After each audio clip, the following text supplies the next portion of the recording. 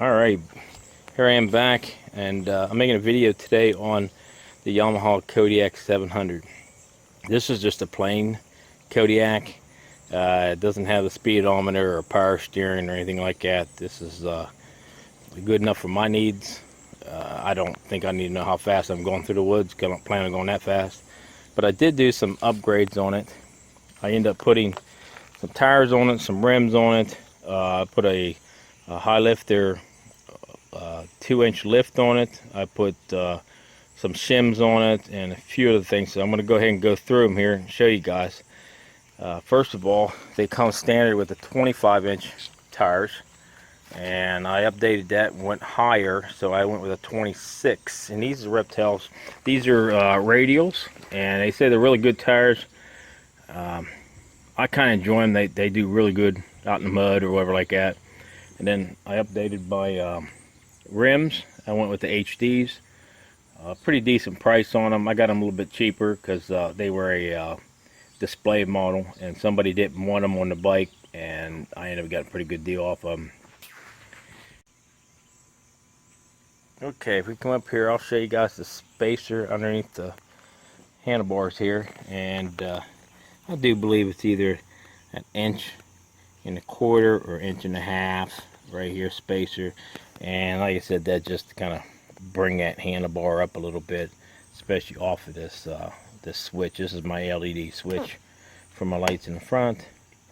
Of course, I have a blade for this too, so you know you'll have your switch up here to raise your blade up and down.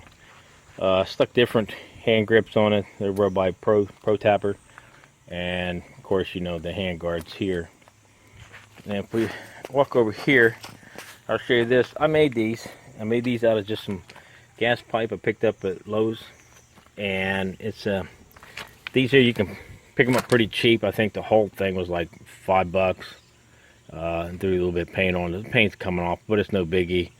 And then a piece of metal, flat metal here, and I welded. I'm not a very good welder. This is all threaded pipe, so I would say that's about 3/4 inch pipe. Okay, and then bolted them down on here, so it come out pretty decent. They're pretty sturdy. My wife gets on the back up, keep her sliding around, you know, because your feet's a little higher in the back when you set back further than what you do up in front here. So, okay, if we come around here, I'll show you the high lifter, 2-inch lift underneath of it, and this is basic. All it is this unit right here, and this actually lifts up where your shock, let me see if I can get it in there a little bit better, sorry about that. This shock goes up inside here, and basically all it does is rebolts it and drops it down. And you wouldn't think it'd be that high just by that little bit of a lift there, but it really goes up. And then I was having a little problem with the being so high, because you end up with a 2-inch, and then you end up with another inch on the tires. So what I did, I put spacers on it to bring tires out a little bit further, and I ended up putting like 1.5 inch spacers back in here. You can see the spacer, and that kind of shoved that rim and tire out a little bit further to keep it a little bit more balanced. I thought that worked out pretty good. And then if we come here in the front,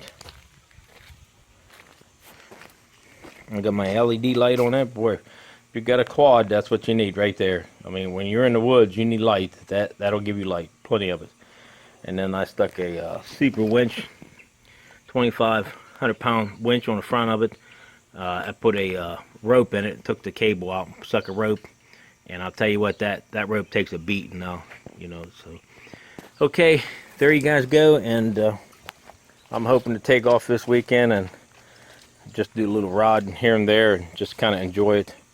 So, okay, thanks for watching. That's it. Thanks, guys.